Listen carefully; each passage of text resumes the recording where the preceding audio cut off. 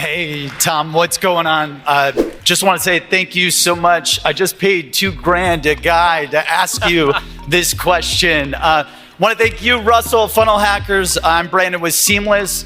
We find emails and cell phones for everyone in the world. You guys have inspired us to launch our company. We wrote a book called Sales Secrets from the Top 1%. And to go from 10 to 100 or 100 to a billion, what is your number one top sales secret? And Kevin, I owe you $2,000. Thank you for letting me jump up. All right, my number one sales secret is, it is the only thing that's real, and as soon as I say it, you'll understand why. Make a product that's awesome. Make a product that actually solves a problem. Your job is to add value to people. If you really break down what a sale is creating something that somebody wants more than they want the money that you're charging for it.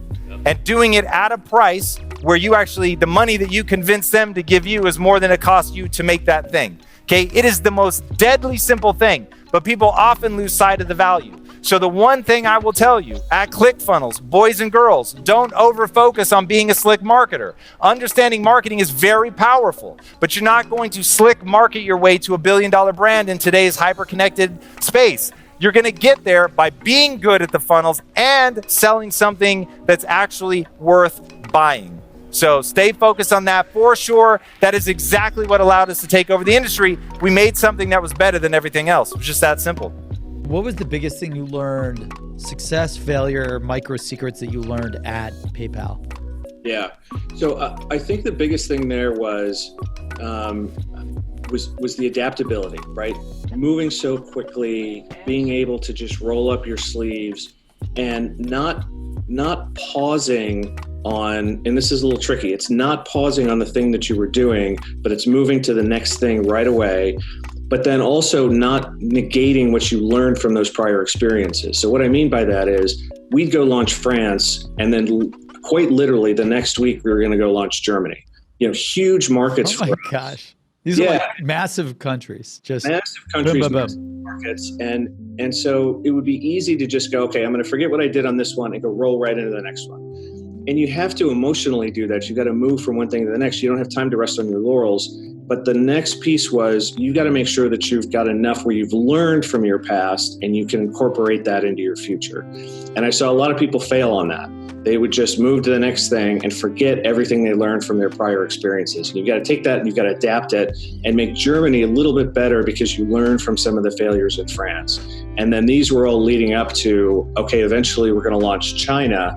Now, what does that look like? And all these learnings from different countries around the world help to incorporate and inform that decision. I read an article a while back called The Terrible Truth About Your Prospects, or The Terrifying Truth About Your Prospects. And I say to people, look, when you have a sales meeting, what do you talk about? You talk about your customers, you talk about your pipeline, you talk about your prospects, you talk about your products, you talk about your competitors, you talk about your targets, you talk about your stuff. And when you have an executive meeting, what do executives talk about? They talk about their customers, they talk about their regulations, their industry, they talk about their stuff. So the terrifying truth about your customers is that they're just like you. They care about themselves. They don't give a damn about you. Yep. The question is, what do they care about? And the other thing to think about is, who's your competition? And when you're trying to get a meeting with let's say a CEO, a CIO, a CFO, your competition is anybody that wants a slice of their time. It's their board, it's their direct boss, it's their direct reports, it's their peers, it's their employees, it's their customers, it's their production team, and it's also anyone that's trying to sell them anything. And you're competing with all of them for a slice of their time. Yep. So the question you've got to ask is, why should they spend half an hour of their valuable time talking to you when they've got a whole heap of other people they could be talking to? Yeah. And that's what you've got to find. And I guess, how do you find that out? Well, you've got to do your research. I mean, what do they care? What do people, let's assume you don't have to necessarily pick a niche. It helps, but you don't have to. But the question is, if you're trying to get to a person in a particular position, what do people in their industry care about? What do people in their position care about? What do people in their company care about? And what do they themselves specifically care about? So if you're the CEO of a a particular company, what do CEOs generally care about? Just generically, what do they care about? Well, they care about risk, they care about profit, they care about customer engagement. There's quite a few things they care about. Yep.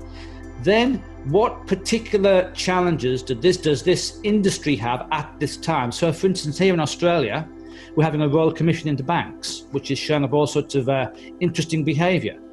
And if you're talking to people in banks, one of the things that's obsessing them right now is all of the things coming out of the royal commission. So it's, that's their obsession. And if you try and talk to them about anything else, you haven't got much chance of getting through to them. Wow. But if you can talk to them and say, hey, I can make this go away, or I can help you restore your battered reputation, then you've got a much better chance of getting through to them. Wow. So what's the big thing in the industry, and what's the big thing in their company from their perspective? Because even if a company's top priority is customer relationships, for instance, the CEO is going to see that from a different perspective to the head of customer service, to the head of sales, to the head of marketing. So what's the perspective for that person in that company, in that role, about that issue? What would you say are your top tips for executing these 3 pillars, just for everyone as a takeaway? I would say if I were going to do a generic and you were just going to really come in and work on those is write your own script. Don't take anybody else's. Focus completely on the value for them. Keep it micro, 10 seconds or less. Ooh, I like that. And deliver it with some personality. Be you. Be you. Yeah, and I like the what's in it for them, the value. Yeah, we call it SWIFT. Everyone's heard of WIFM? Yeah. SWIFT. So what's in it for them? Yep. Yeah, I say everyone's listening to the radio station WIIFM. Yeah. That's all for me. Yeah, it's but in sales, we have to be the opposite. Like if you listen to so many phone calls, it's all about me and my product and what I want to do and the reason for my call and what I want to get out of it. And what I want to say to those people is like, good for you, buddy, but you're going to have to call your grandma because I don't give a damn. Do you feel that salespeople and companies still visit? I mean, it almost feels like today everyone's doing business. Like, I know I've sold 6-7 figure deals over the phone, not visiting customers. Yeah. Is that the norm now, in your opinion, in your expert opinion, or do you still have to be face to face? Like, because now you could be face to face. Like, you know me, you follow me. Like, I'm doing a reality TV show on LinkedIn, and I'm live every hour. So it's different because, like, although I'm not in front of you, I'm in front of you because I'm doing a video. It's live on LinkedIn. Like, it's a transformation of like old school face to face, but new school. So I'm just curious, do you work, you're a big LinkedIn coach. Like, do you see a lot of sales teams that still have to do a ton of face to face? No, there it varies. We're definitely moving toward a lot more business being done via video. Zoom calls, just like we're talking now. Yep. People are just getting more and more comfortable with that. It is it's a deeper discussion we have time for because part of it is probably generational. In other words, they're baby boomers like me who, particularly if it's a big deal, want to meet just so they have that level of comfort. There are others who are younger who it's like, hey, I've met you. We've been on a Zoom call together. And this is all we need in order to do business because it's so much more efficient than trying to get together in person.